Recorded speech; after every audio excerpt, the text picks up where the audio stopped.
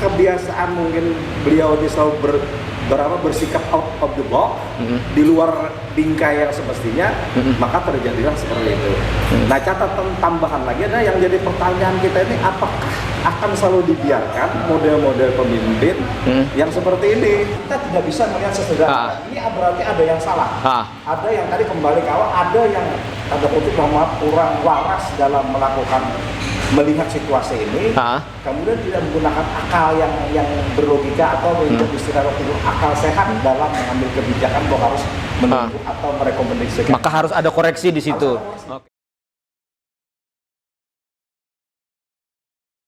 Masuk ke dalam ruangan, Pak Madun memang merokok waktu itu, atau kepala dinas itu merokok.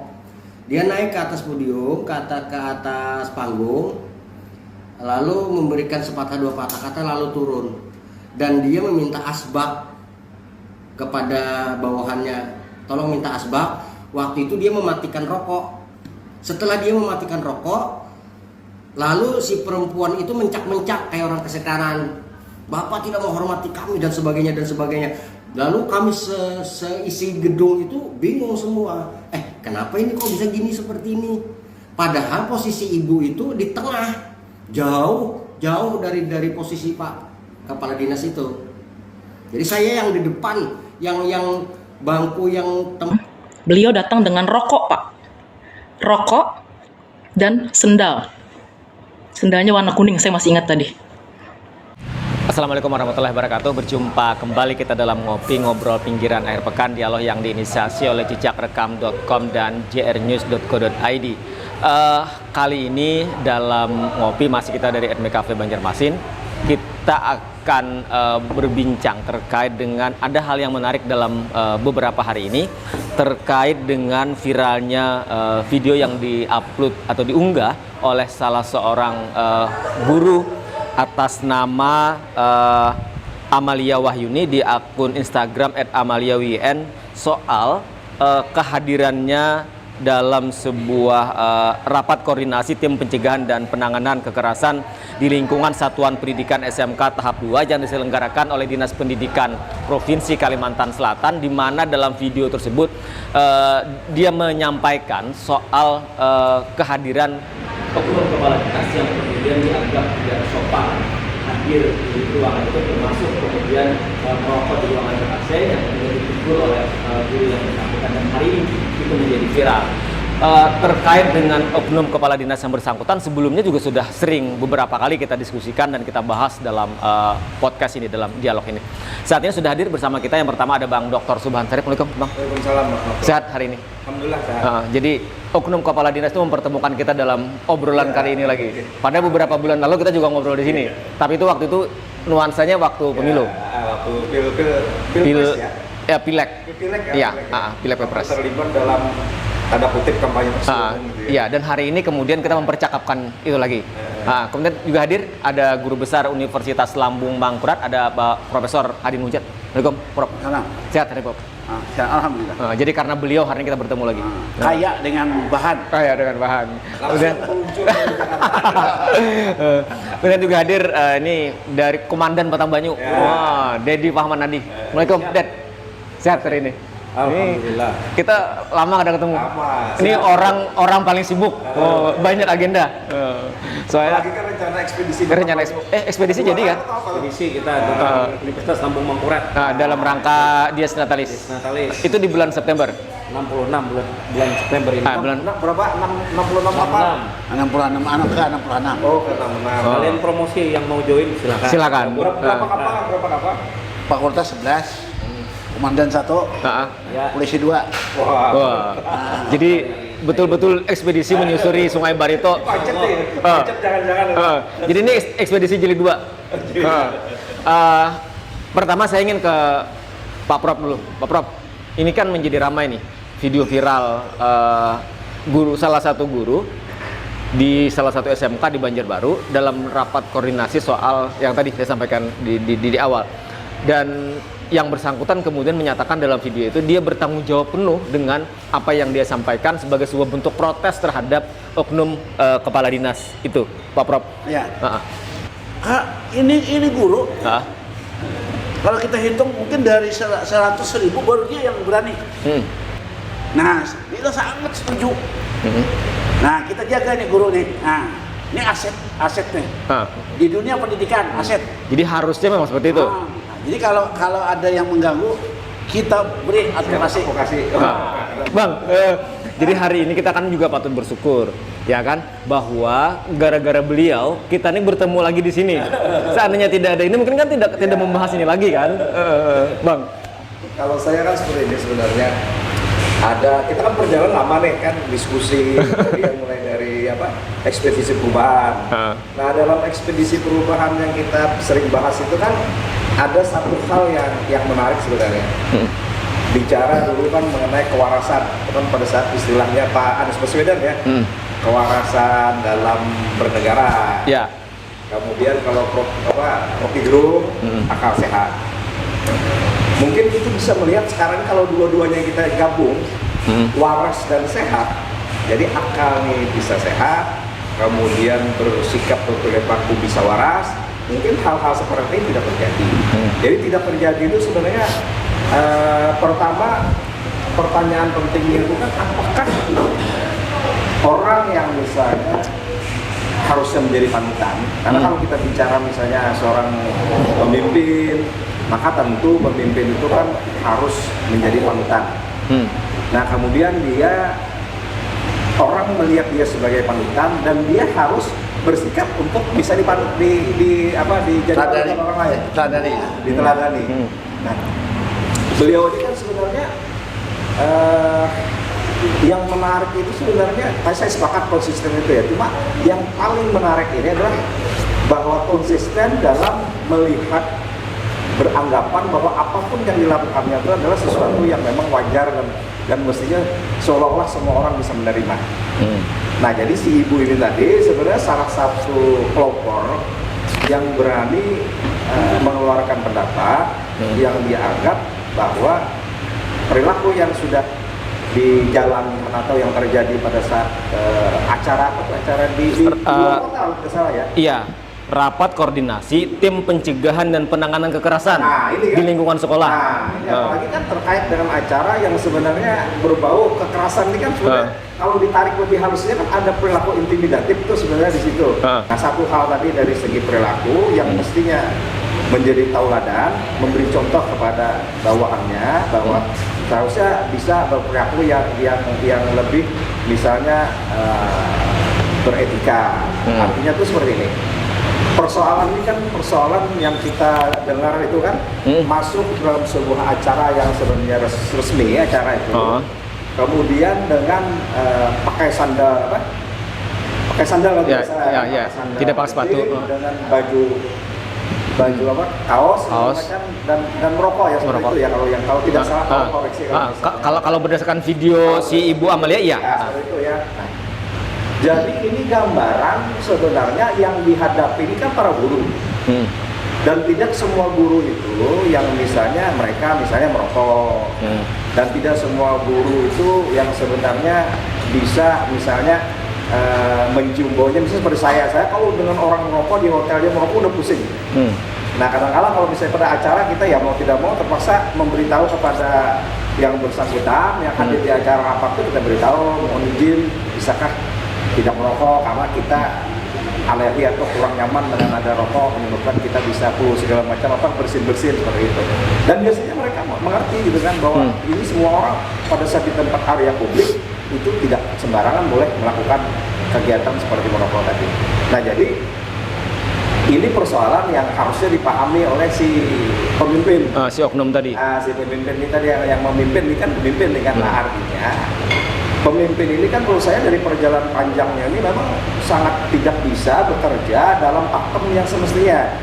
Misalnya ada aturan dulu kan, ada aturan bahwa setiap pegawai negeri dilarang untuk mempromosikan atau terlibat dalam kegiatan yang berbau mempromosikan atau keberpihakan dalam partai tertentu. Nah, ini kan itu kan dilarang tuh. Tapi karena kebiasaan mungkin beliau ini selalu bersikap out of the box, di luar bingkai yang semestinya, maka terjadilah seperti itu. Nah, catatan tambahan lagi adalah yang jadi pertanyaan kita ini, apakah akan selalu dibiarkan model-model pemimpin yang seperti ini, yang sebenarnya akan menjadi contoh yang kurang baik bagi yang generasi berikutnya. Apalagi mungkin saya tahu mungkin nanti ada yang akan ditunjuk menjadi pemimpin menggantikan itu segala macam. Ini kan membuat yang akan menggantikan berpikir, oh, kita kalau dengan cara yang misalnya seperti yang dilakukan itu, bisa saja kita jadi pemimpin. Padahal pasal pemimpin itu bercontoh. Harus hati-hati di situ. Hati-hati. Nah, jadi memang ini problem juga, problemnya adalah pada saat siapa sih yang melakukan, kan kalau kepala dinas kan ada seleksi itu. Iya. Siapa sih yang melakukan seleksinya? Iya. Apakah misalnya tidak, kan di seleksi itu kan ada faktor biasanya itu kan apa istilahnya? Ada fit and proper test. Dan di situ ada psikologi dinilai, yang perilaku orang akan kelihatan. Ini kan perlu dipertanyakan seperti apa dulu. Karena tidak gampang orang untuk mengikuti seleksi sampai kemudian menyatakan lulus. Dan ini kan orang yang bersangkutan ini kan berulang kali melakukan sebuah tindakan ini sebenarnya tidak sejalan dengan mekanisme yang sehingga kemudian memantik reaksi publik. Tim seleksinya. Ini yang menunjuk, nah yang memilih ini kan ada, yang memilih ini juga mestinya kan harus punya catatan penting nih. Dalam perjalanan yang ada ini kok bisa misalnya yang bersangkutan berulang kali membuat sesuatu situasi ini tidak membuat kurang nyaman, kan membuat pihak orang yang sedikit kita kembali ke waras dan punya akal. Saya merasa ini kok kayaknya kurang pantas seperti ini. Tadi yang sampaikan Prof. Adin tadi kan, Prof. Adin kan merasa bahwa terpanggil ini kan berulang kali dilakukan hal-hal seperti ini. Nah, jadi itu. Nah, yang ketiga nih Bang Rasidi, yang paling penting sekarang ada yang berani. Dulu bayangkan kan ini kan dinas ini membawa berapa ribu guru mungkin kan sekawasan ini kan. Kok di antara yang ada itu tadi diam semua. Padahal melihat bahwa yang namanya guru itu profesi yang sangat bermartabat dan harus mencerminkan perilaku yang beretika karena dia akan mengajarkan kepada generasi berikutnya. Nah, apalagi ini orang yang akan mengatur semua kebijakan terkait pendidikan. Jadi jangan dilihat sederhana di situ. Kita tidak bisa melihat sesederhana. Ini berarti ada yang salah. Ada yang tadi kembali kalau ada yang kurang waras dalam melihat situasi ini, kemudian tidak menggunakan akal yang berlogika atau untuk istilah akal sehat dalam mengambil kebijakan kok harus menunjuk atau merekomendasikan. Maka harus ada koreksi di situ. Oke, sekarang saya ke Sultan, Komandan Batang Banyu. Ded, ini kan menjadi menarik nih. Ini kan ramai dalam beberapa hari ini. Dan banyak beragam komentar di akun Bu Amalia itu ketika beliau me-upload. Dan beliau menyatakan beliau bertanggung jawab dan siap dengan segala konsekuensinya. Kata-kata Pak Prof kan juga siap memberikan advokasi. Ded, gimana? Ya, baik. Terima kasih Bang Rasidi. Hampir sebenarnya kalau kita melihat tadi dari Prof, dari Bang Subahan itu sudah hampir mengenal juga komentar beliau ini suatu yang kita kan. Iya. Nah, apalagi saya pikir Prof Adin juga pernah berada di Dewan Pendidikan. Pernah Dewan Pendidikan. Paham sekali bagaimana hal-hal yang berkaitan dengan pendidikan tentunya, ya kan. Apalagi antara dosen dan guru itu beda-beda tipis, sebenarnya sama-sama pendidik gitu, ya kan. Jadi kalau saya terlepas dari pro dan kontra ya, karena dalam situasi saat ini memang videonya sudah viral. Tentu kita melihat ada skema pro dan kontra di sini, meskipun sejauh ini yang saya amati ini lebih banyak yang pro-nya ketimbang yang kontranya, ya kan. Apalagi kalau kita lihat di kolom komentar itu kan luar biasa tanggapan masyarakat. Luar biasa tanggapan masyarakat. Nah, saya pertama yang ingin saya pahami dulu ya, sebenarnya saya sangat menyayangkan juga hal seperti ini bisa terjadi. Poin pertama yang ingin saya sampaikan adalah kenapa harus viral? Kan begitu. Seolah-olah kita ingin menegakkan satu Ini kan kaitannya dengan moral, sense of moral, etik. Seolah-olah kemudian tidak hanya etik atau moral, tapi juga hukum. Lalu kita bukan berimajinasi lagi dalam ruang kosong seperti ini. Ketika viral, baru kita semua sadar, oh ada yang nggak beres dengan hal ini, ada yang masalah. No viral, no justice. Nah itu dia maksudnya, apa yang ingin saya kemukakan sebenarnya seperti itu. Nah saya sangat menyayangkan, walaupun sebenarnya kita tahu banyak latar belakang yang kalau kita lihat dari persoalan-persoalan yang ada pada dinas pendidikan pada saat dalam hal ini kepala dinas yang menjadi sorotan saat ini menjadi menjadi perbincangan yang cukup kontroversial ketika kita lihat dari soal rekam jejak tadi. Saya Bang Subahan tadi sudah menimpali dengan salah satu peristiwa pada dulu yang sempat pernah viral juga, yaitu soal kampanye netralitas ASN itu, dan kalau tidak salah setahu saya itu sudah dijatuhkan sanksi oleh Bawaslu melalui KSN. Nah itu juga kita tidak tahu sampai di mana waktu itu, tetapi yang setelah informasi yang disebutkan dia sudah dijatuhi sanksi oleh KSN dalam konteks kasus itu. Nah tapi mencermati hal ini kemudian terlepas dari soal viral tadi, ini kan ada lagi dengan kasus ibu guru Amalia ini. Nah jadi kita melihatnya dalam koridor bagaimana sih sebenarnya ketika dua proses formal ini dibenturkan dalam soal etika. Satu sisi ada acara formal, kemudian ada kepala dinas yang akan menghadiri acara formal ini. Di satu sisi dihadiri oleh guru-guru sebagai anggota daripada bawahan dinas pendidikan. Nah, semuanya mempunyai aturan nih yang betul-betul harus pada tupoksinya masing-masing kan. Cuma hanya karena misalnya dengan persoalan ini kemudian menjadi benturan yang sangat tajam, saya pikir ini tidak bisa dihindarkan lagi karena sudah viral kasus ini. Nah, persoalannya lagi adalah kalau kita melihat sejauh mana sih sebetulnya attitude dan sikap dari dua profesi ini. Kalau kita melihat dari sisi profesi, dosen profesi misalnya, guru adalah profesi, kemudian seorang pejabat, kepala dinas itulah profesi juga. Nah, keduanya kan kita lihat sebagai suatu kematangan begitu. Artinya ketika ada masalah seperti ini harusnya disikapi dengan arif dan bijak. Misalnya dari sisi perilaku tadi sebenarnya sah-sah saja sebenarnya secara logika, secara kewajaran kalau kita melihat apa yang dimaksudkan, apa yang ditindaklanjuti oleh guru tadi menegur kepala dinas itu sebenarnya sah-sah saja, bahkan wajar. Harusnya tidak perlu sampai terjadi seperti yang sekarang ini. Saya ke Pak Prof. Tadi kan Bang Subhan menyinggung soal ini kan dilakukan oleh seorang oknum pejabat. Ya. Kepala dinas itu kan JPT kan, Pak Prof, Jabatan Pimpinan Tinggi Pratama kan, yang itu ada proses seleksinya, tidak gampang kan orang untuk kemudian mengikuti itu. Orang akan dinilai dia layak atau tidak dalam jabatan itu. Itu kan melalui tim seleksi yang sangat ketat kan, Pak Prof. Ya. Artinya lagi-lagi tidak gampang untuk mencapai posisi yang diraih oleh yang bersangkutan. Ada itu parameter kan. Ada, bahkan ada kan asesmen psikologi yang tidak bisa dimainkan. Tapi memang penilaian kan subjektif sekali. Kita punya data nih. Ada data. Kita tahu ini orang ini tahu kualitasnya, ini tahu. Yang menilai asal dan siapa yang menilai kita juga tahu ini.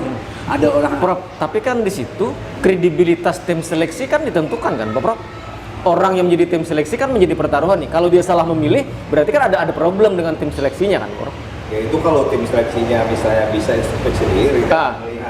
Nah, Ya, ini Pak Prof pernah ikut nggak ini abal-abal nih. Tapi Prof pernah punya pengalaman nggak Prof terlibat dalam tim seleksi jabatan? Nggak pernah. Pernah. Pernah. Ah. Jadi kita ini kan harusnya lah, kan yang menentukan kan kepala daerah.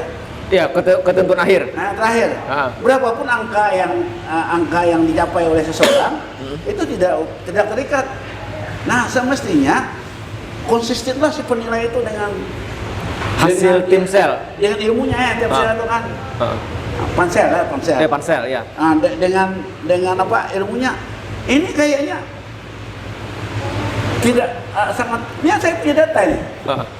Data kebetulan kita dikasih oleh Komisi ASN. Jadi Komisi ASN mengasih karena hasil anunya kan, hasil pemeriksaannya kan, dikasih kepada saya karena saya pelapor. Oh, yang dulu iya. Yang dulu. Nah, melihat kita, wah enggak. Jadi itu sebetulnya apa yang diingin oleh Menpan RB, ini kan namanya. Nah, itu dalam praktiknya tidak seperti yang diharapkan. Jadi itu sangat tergantung dengan pimpinan. Seharusnya tidak pernah. Artinya kalau sudah ada pansel, serahkan pada pansel sepenuhnya. Kalau artinya kan panselnya akan meranking kan, Pak Prof? Ya. Oh, orang kalau ini yang dipilih nilainya segini, ini. Artinya kalau kemudian seperti itu kan tentu ada tata urutan nih. Yang paling direkomendasikan siapa? Ya. Kalau betul-betul lah apa yang diminta Menpan RB itu seleksi lelang jabatan seperti yang dimaksudkan, kita akan menemukan seorang pejabat yang memang berkualitas, berkompeten, qualified. Asal jangan diintervensi. Ini sudah tidak fair ini. Kalau berdasarkan aturan yang benar dilakukan, maka birokrasi kita akan menjadi baik. Karena ini akan menentukan siapa yang menjadi pemimpin birokrasi di masing-masing instansi. Bang Subhan, Bang kan juga ada kritik nih. Ya, kalaupun bahwa kepala dinas oknum itu salah misalnya, ya kenapa juga misalnya si ibu itu kemudian mengkritiknya secara terbuka seperti itu katanya gitu loh Bang. Nah, Bang Subhan melihat seperti apa? Saya pikir yang tadi kan sebenarnya sampaikan tadi bahwa kadang ini kan secara era Ideal apa yang keadilan itu hanya bisa didapatkan kalau diviralkan. Iya yang tadi. Ini kan sudah ada di kepala semua masyarakat kan. Karena mereka kalau melakukan jalur resmi formil itu akan sulit. Pasti mereka kan akan proses yang panjang, kemudian belum istilahnya kerja sendirian. Iya. Nah kalau sekarang dengan viral kan tentunya masyarakat yang bisa berpikir tanda kutip tadi kita minta kewarasan tadi, dia bisa tahu ini ternyata harusnya tidak seperti ini. Sehingga dengan dasar itu dia dapat dukungan banyak. Nah dapat dukungan banyak ini diharapkan sebenarnya menggugah pikiran orang-orang yang punya kekuasaan untuk bisa melihat kasus ini dalam standar yang memang seharusnya. Artinya kalau memang si kepala dinas ini misalnya tidak memiliki kepatutan dalam bersikap, maka harus ada sanksi yang diberikan. Nah kalau kemarin kan mungkin Prof Hadim misalnya pernah melakukan jalur resmi ya melalui Komisi ASN. Sampai sekarang kan tidak hasilnya seperti apa. Nah tapi kan kalau diviralkan dengan yang seperti di kepala ibu tadi, maka itu ada dua keuntungan bagi ibu ini. Pertama, keuntungan pertamanya adalah ini akan membuat langkah dia yang benar akan didukung oleh publik, dan diharapkan publik nanti akan memberikan tekanan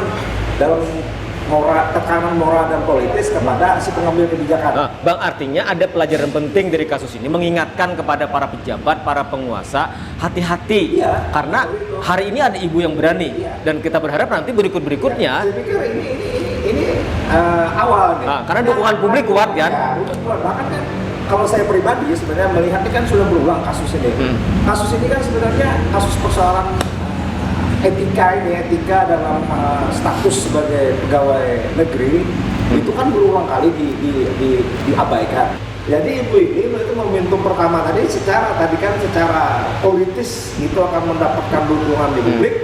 Nah kemudian secara misalnya formilnya harapannya adalah pejabat tertinggi atau yang menunjuk si kepala dinas bisa bersikap. Nah jadi dengan dasar ini sebenarnya harus hati-hati ini kan bersikap nih kan. Orang kan publik kan akan berpikir Akan menilai.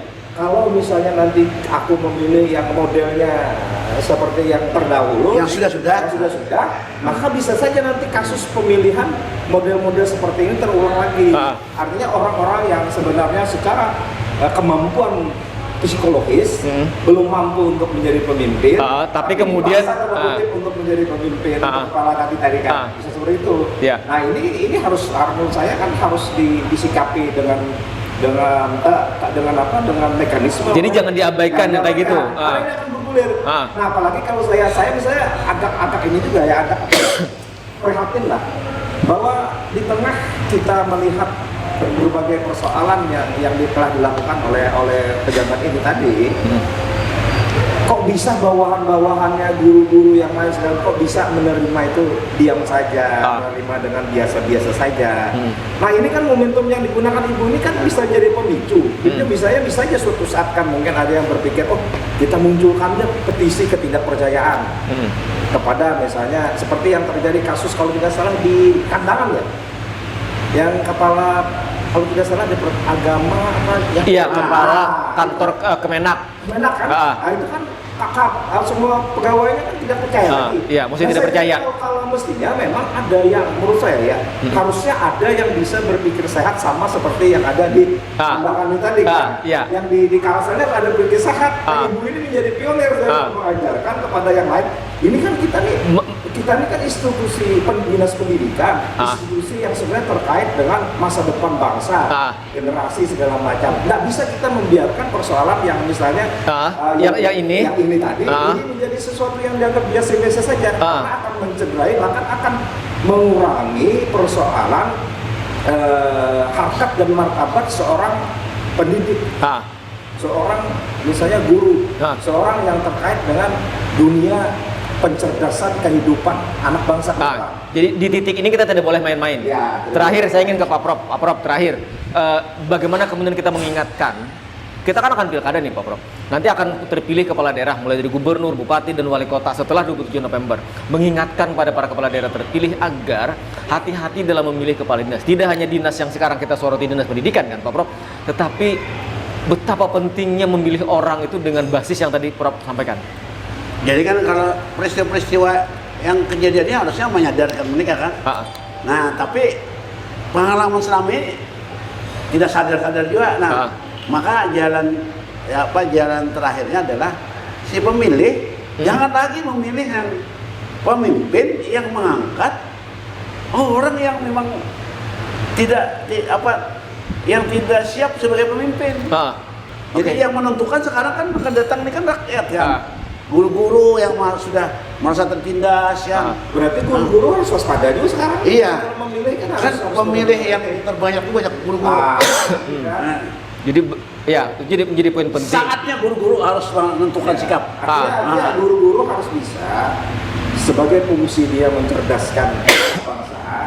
Maka guru-guru ini kita himbau juga harus bisa dalam memilih itu menggunakan kecerdasannya. Artinya jangan hal-hal lain ini harus cerdas nih. Pengalaman sudah mengajarkan seperti ini.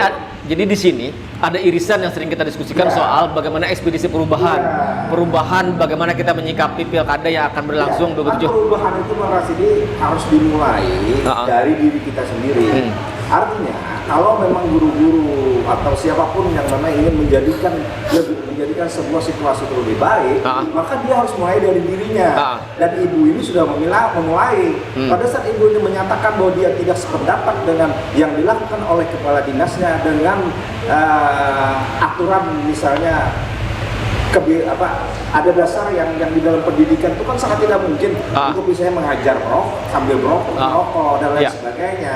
Nah jadi etika yang diajarkan oleh ibu ini sebenarnya mengajak semua pihak untuk berpikir cerdas. Jadi kita lakukan seperti yang saya lakukan dalam hal mungkin ke depan itu jangan sampai ini terulang. Jadi bagaimana nilai-nilai moral yang diajarkan di kelas kemudian dipraktekkan di luar ruang kelas. Dan hari ini itu yang paling penting yang kita tangkap yang disampaikan oleh ibu siapa namanya? Ibu Amalia. Ibu Amalia, dan kita sebenarnya berterima kasih kepada dengan Ibu Amalia ini bahwa dia sudah membuka wawasan berpikir semua pihak, terutama mungkin dia akan mencoba menyentuh guru-guru bahwa guru-guru harus bersikap seperti yang dilakukan beliau. Mengkoreksi sesuatu yang tidak yang bertentangan dengan standar-standar yang mestinya harus dilakukan oleh seorang pendidikan atau di bidang lingkup pendidikan. Karena orangnya harus, jadi orangnya harus menjadi teladan. Bagaimana kita ingatkan Tapi untuk kan harusnya diberi penghargaan. Tadi kata Pak Prof siap diberikan advokasi. Oke, terima kasih Bang Suban, dan demikian tuntas sudah kebersamaan kita dalam ngopi kali ini, ngobrol pinggiran menyoal terkait dengan bagaimana aksi protes yang dilakukan Ibu Amalia. Terima kasih dan wassalamualaikum warahmatullahi wabarakatuh. Waalaikumsalam warahmatullahi wabarakatuh.